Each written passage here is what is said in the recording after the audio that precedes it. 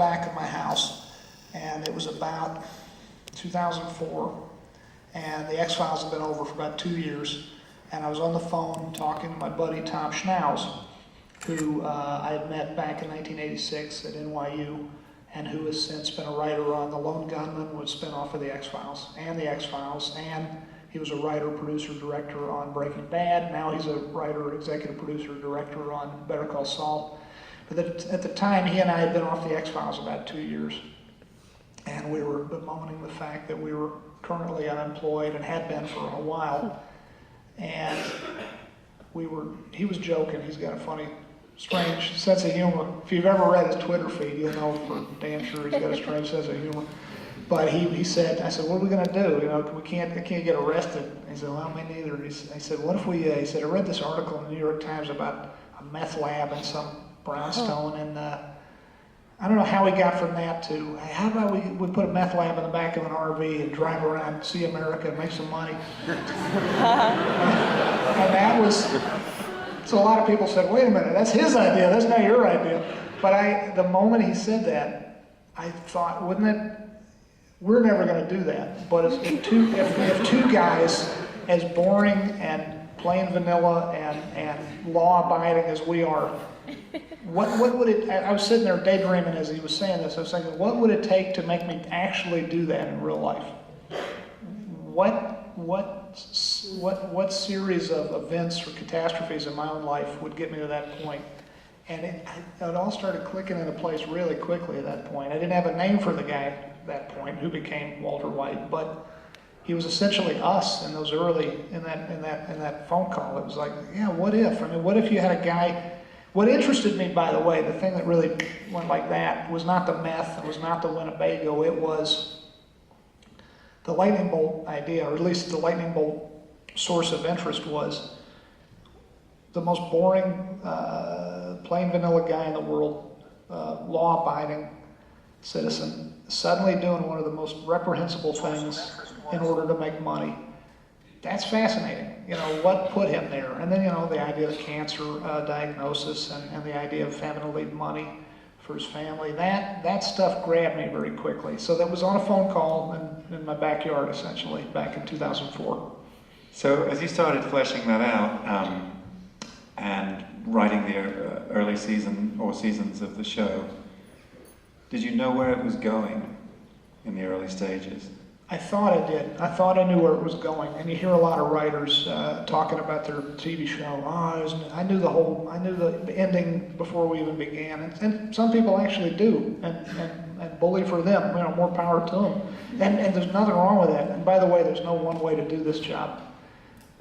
What helped me was I knew thematically where it was going, and I used this pitch. It became almost kind of a cliche, but I would use this pitch in the early meetings with the companies that I worked for. I'm going to take Mr. Chips and turn him into Scarface. That was what I knew. I knew thematically I was interested in taking a good, straight arrow, slightly boring guy and turning him into a real villain, a real criminal. Just really making him unrecognizable. If you didn't watch all 62 episodes, in other words, of Breaking Bad, you saw the first one and you saw the last one, you would say to yourself, how the hell, this is not even the same guy. They don't even seem, there's no way to get from this point to that point. And then, so that was but how we would get there, what route we would take, did not know. And I realized that was a good thing, because if you think you know where you're going, if you think you know what the last line is, what the last word is, what the ending's going to be, then you get yourself into this Procrustean bed. You get yourself, you paint yourself into this corner where it's got to be this and nothing else, and you wind up inadvertently turning a blind eye to the much better ideas that will no doubt come along over the course of 3 or 4 or 5 or 6 years. And do some of those ideas come through your interactions with either the actors or the writing team? Everything. Anything and everything. Interactions with the writers in the writer's room, they always have better ideas. If you have 6 other really smart people in the room with you, the odds of your idea always being the best idea, the odds are very low. if you're honest with yourself. That's another bit of good advice. If you find yourself running a writer's room, be honest. And as much as you can be. It's hard for us humans to always be honest with ourselves, but be honest with yourself as much as you can and go with the best idea, no matter who came up with it. And a good way to do that is to stop keeping a mental running tab in your mind of who came up with what. Just let the best idea win, no matter whose it is, and don't even keep tabs. But yeah, so the writers, the actors, the crew, the funniest single line we ever had in all 62 episodes of The X-Files came from our focus puller, our first assistant camera on A camera. It was an episode called 4 Days Out, and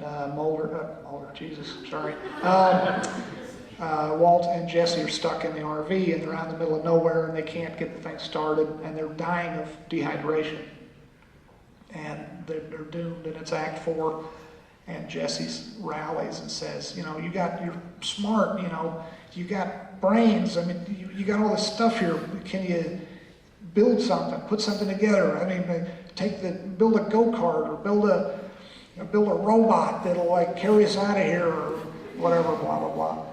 And they shot the scene, and the sun was going down, and we had to wrap. The producer was having us watch and saying, okay, you got it. And Michelle McLaren, our wonderful producer, director at the time, just a director, she said, all right, let's go home. And the camera, this AC, the first AC came up and said, it'd be really funny if he says the line, that, I'm sorry, I fucked up this story, but when you watch the episode, you'll see it. But if you're not already remembering, but the line was something along the lines of, Mr. White, build a robot, or build a go-kart, or whatever.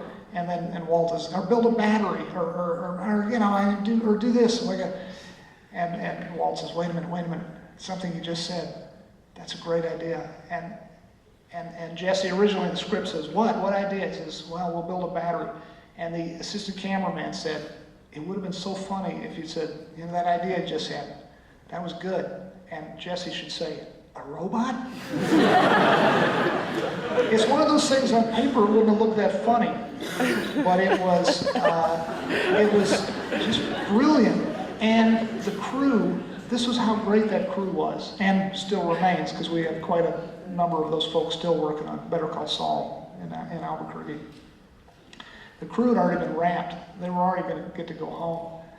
And they all looked at each other. Michelle McLaren, who was not a producer yet, so she didn't have the clout to make it happen, but she looked at the DP, Michael Slovis, and he looked at her, and he was like, that's too good a line not to get. So, and the producer, who was just doing his job, was like, all right, let's all get out of here. And Michael kind of gave the high sign to the camera operator. He said, uh-oh, we had a hair in the gate on that last take. All right, let's go again real quick. And they did it in one take, and Aaron Paul said, a robot? And it's, for my money, the single funniest line we ever had in the history of the show. And none of us writers thought of it. It was not written, it came up with it. So anyway, there's a long-winded way to answer your question. It's a group effort. It takes a village, and it's a group effort. And if you don't listen to those moments, and also sometimes some of the things that steer you, those are positive ones I mentioned, people getting together to make the show as good as possible. Sometimes the negative things get you to the end result. Like, for instance, the house that Jesse Pinkman lived in got sold out from underneath us in season 3 or something like that, and we were no longer able to shoot there. Tuco Salamanca, played by Raymond Cruz, wanted to continue on the show, but he was busy doing the TV show, I believe it was The Closer, and he couldn't get away to do additional episodes, so we had to kill his character off. But because of that, we wound up with Gustavo Fring, played by Giancarlo Esposito. So you just got to roll with it all the time, good and bad. But if you get too rigid in your thinking, it's got to be this and nothing else, you cease to be able to make lemonade out of lemons, and you throw away a lot of good stuff. And this is the moment to ask if the rumor is true that Aaron Paul's character was going to be killed off if it weren't for the writer's strike. Is that right? Well, no. Yes, partially true. Partially true. The writer's strike really didn't have anything to to do with it. That was at the end of season 1. The writer's strike saved our bacon in the sense that I was about to, if we had 2 more episodes, I was about to kill off Hank Schrader. And that would have been, I was really going to throw, I was so nervous, the show hadn't gone on the air yet. I was so nervous that it would be well received that I wanted to throw the kitchen sink at it, dramatically speaking. We're going to kill off Hank, we're going to blow up the universe. And we got saved from our baser instincts, or actually my more nervous instincts by the strike coming along and shortening our season. And then the show came out and it was pretty well received and continued to be as time went on. And so I realized, and it was sort of that advice I was given earlier, slow it down. Don't make it go any faster than it has to stay interesting, hopefully riveting, but at least interesting. Don't go any faster than that, because otherwise that candle will burn down too quickly, or whatever the right analogy is. You'll run out of story, and you'll start having to do crazy, wacko stuff just to stay interesting. So Aaron Paul, that I was going to kill him off before we started shooting the first episode, because I thought this is the guy who gives Walter White entree into the world of criminality. He'll serve as, in my mind, working by myself before I had a writer's room and before the show was cast. I did, and this is why you always got to be ready to throw away a good idea for a better idea. I did the math in my head and I said, this kid can't be that interesting for that long. He's going to get Walt into the business, and then you know what would be a good ending for season 1? I'll kill him off. He'll get murdered in some very cinematic, interesting way, and Walt, who didn't like him in the first place, nonetheless feels really guilty, and that'll be grist for the mill in season 2. If God willing we get a season 2, that'll be a dramatic drive for Walt to get revenge on the murderers of his partner. That was the plan. But on the pilot episode, this kid was so good. Aaron Paul was so great that I said that I very quickly was like, I'd be cutting off my nose to spite my face to kill this guy off. So the big story came from, I think it was on the set watching Anna Bernstein direct the first episode after the pilot, and I was sitting next to Aaron, and I said, hey, guess what? You want to hear something funny? I was gonna kill off your character. And he was like, deer in the headlights. And I said, no, this is a good thing. I'm telling you as a compliment. You're so good, I wouldn't do that. But all he heard was like, like the adults in the Peanuts show. It was like, I'm gonna kill you off. Wah, wah, wah, wah. So he was all freaked out, and Bryan Cranston was standing nearby. I don't know if Bryan told this story. Okay, I'll tell it then. Bryan was nearby and he overheard this, and he's very much a practical joker. So he always made it a point, from then on till the end of the series, he made it a point to get the script first of the next episode. And he'd come up to Aaron, he'd come up to him, he'd come up behind him and massage his shoulders. Oh, buddy, I'm sorry. But I gotta tell you, you go out like a man. It's a great farewell. And he never stopped doing it because Aaron always fell for it. He's such a sweet guy. He's the greatest guy in the world. I don't think he actually fell for it every single time, but I think he liked the look of Brian's. After a certain point, he stopped falling for it. But he liked the look of Brian's face so much that he exhibited some of that wonderful acting. Kept falling for it, I think. We were just saying backstage, I didn't